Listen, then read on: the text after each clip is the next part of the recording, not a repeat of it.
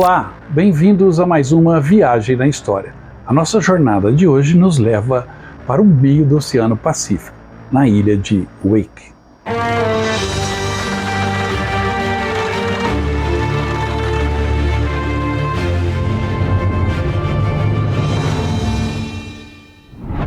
Em dezembro de 1941, uma guerra que era apenas europeia passou a ser global, com o ataque japonês aos aliados por todo o Pacífico.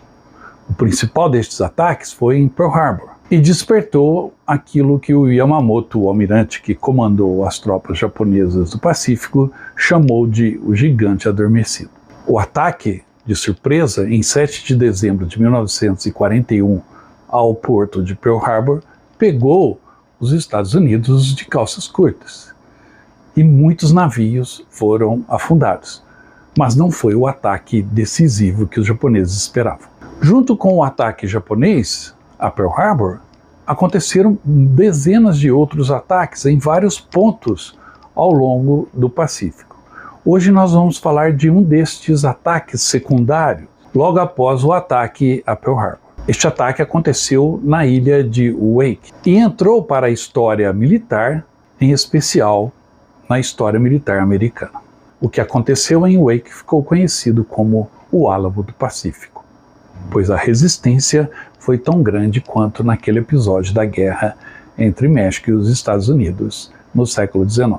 Hoje nós vamos conferir tudo sobre o ataque japonês à ilha de Wake. Mas antes de narrarmos essa história, não se esqueça de dar um like nesse vídeo, deixar o seu comentário ao final e também se inscrever no canal.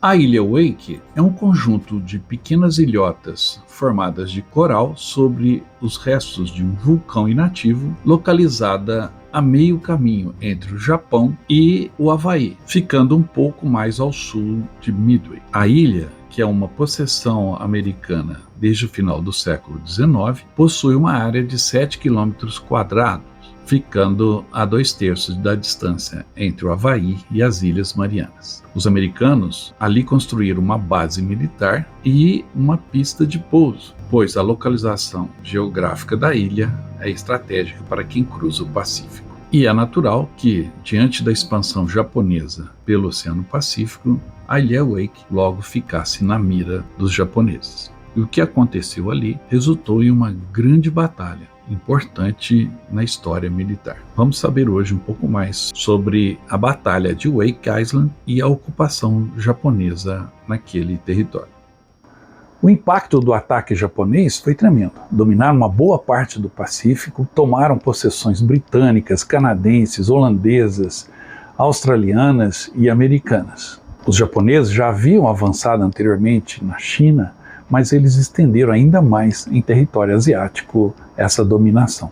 Nada parecia conter o avanço japonês, por isso a resistência em Wake ficou marcada na história.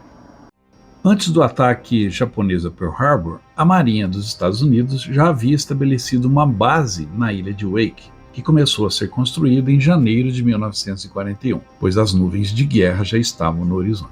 E esta base em Wake Island tornou-se uma das 3 bases no extremo Pacífico construídas pelos americanos. Ainda em 1941, 450 membros do 1º Batalhão de Defesa da Marinha foram enviados para lá como um efetivo permanente. Junto com eles também desembarcou em Wake Island um pequeno número de pilotos de caça com aviões Wildcat e membros dos fuzileiros, que construíram as primeiras defesas na ilha. Porém, eles não levaram um radar, o que custou caro quando o ataque japonês veio. O comandante americano nomeado foi Winfield Cunningham, oficial encarregado de atividades navais. E o número de militares sob seu comando era pequeno, insuficiente para defenderem adequadamente a ilha, que já estava cercada por 3 submarinos japoneses, mesmo antes do ataque a Pearl Harbor. Em 8 de dezembro de 1941, horas depois do ataque japonês a Pearl Harbor, os japoneses então atacaram também a ilha de Wake, lançando 36 bombardeiros Mitsubishi G3M3 para iniciar seu ataque à ilha. Estes bombardeiros, chamados pelos americanos de NEL, fizeram um estrago, destruindo principalmente 8 dos 12 aviões de caça americanos Wildcats, encarregados de defenderem a ilha. Estes aviões foram destruídos ainda no solo.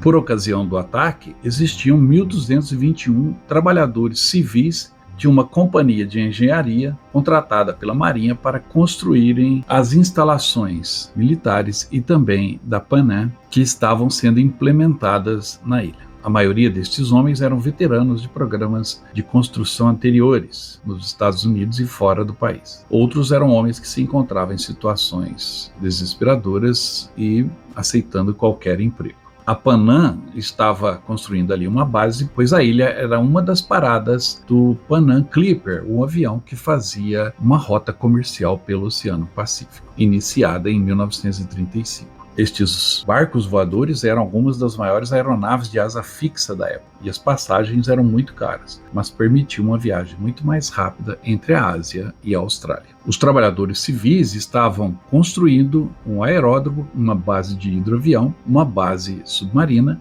um canal para a lagoa interior da ilha que pudesse abrigar também submarinos, além das instalações da Pan Am, que permaneceu em operação até o primeiro ataque aéreo japonês em dezembro de 41. Os fuzileiros americanos eram comandados pelo Major Devereux e treinavam diariamente, pois o Major tinha consciência do grande risco que sofria. E quando Winfield Cunningham assumiu o comando geral das forças na ilha de Wake, ele solicitou aos empreiteiros que, em caso de ataque, os civis também se juntassem às forças de defesa. E estes começaram a receber um treinamento emergencial, pois a tensão era gigantesca. Após o ataque da primeira onda de bombardeiros japoneses, vindos da ilha Marshall, os 4 Wildcats restantes mantiveram uma patrulha aérea constante e abateram 2 bombardeiros japoneses no dia seguinte. Este primeiro ataque japonês teve como alvo as instalações aéreas americanas, e de 55 membros da aviação da Marinha Americana, 23 foram mortos e 11 ficaram feridos. O ataque também atingiu um Clipper da Pan American, da Pan Am, um Martin M130,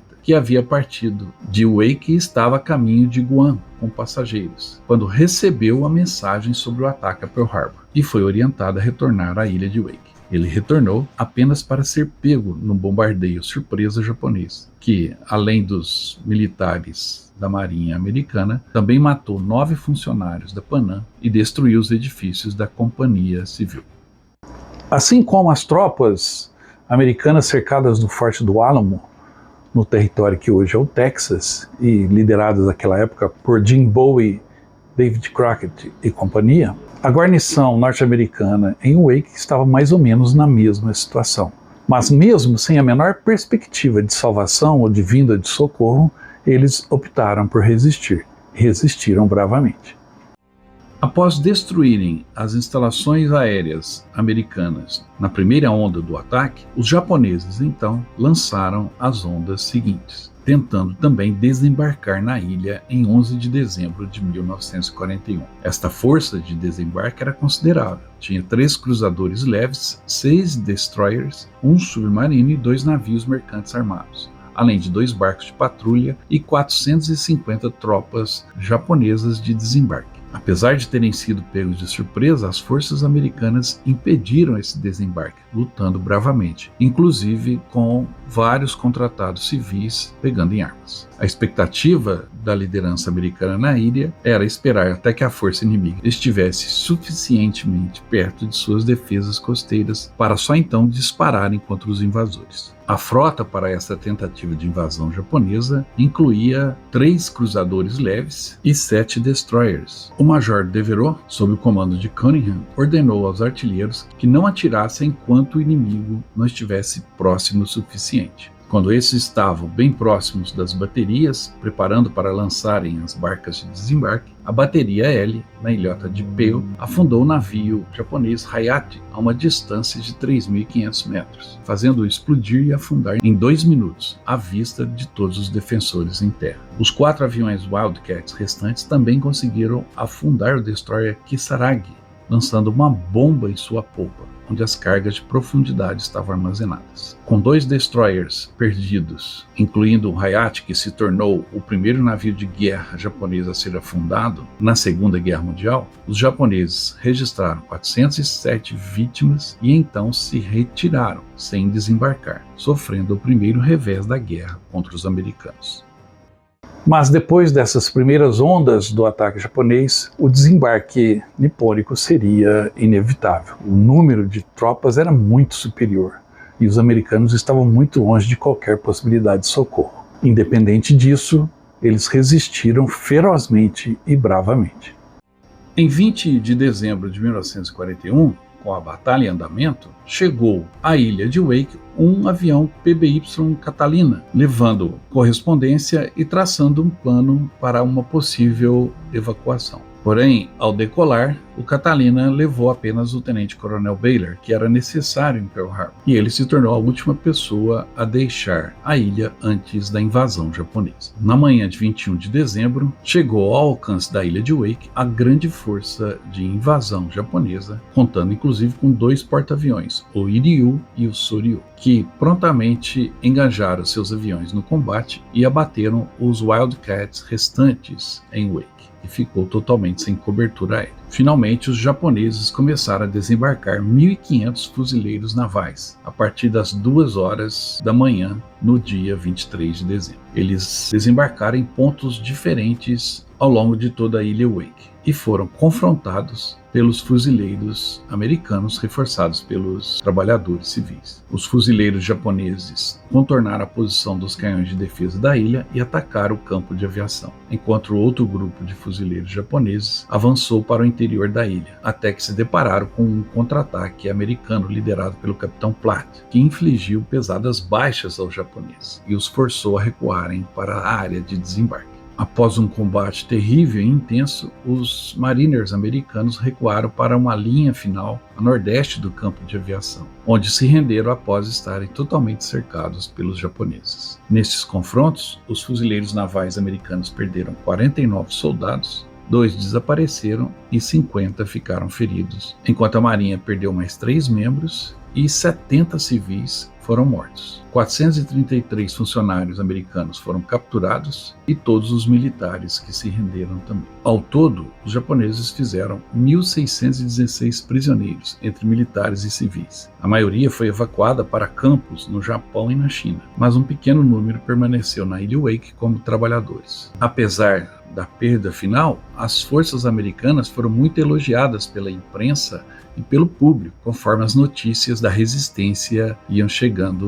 nos Estados Unidos. Logo, os defensores foram comparados à defesa do Álamo durante a guerra entre Estados Unidos e México no século XIX, chamando os homens de bravos defensores e heróis por lutarem contra todas as probabilidades para manterem a ilha o maior tempo possível nas mãos dos americanos. Esta luta foi até transformada em um filme lançado logo após a queda de Wake, em 1942. O filme, que inclusive usamos para ilustrar parte deste documentário, se chama Wake Island e foi muito bem sucedido no recrutamento de futuros fuzileiros e na venda de bônus de guerra.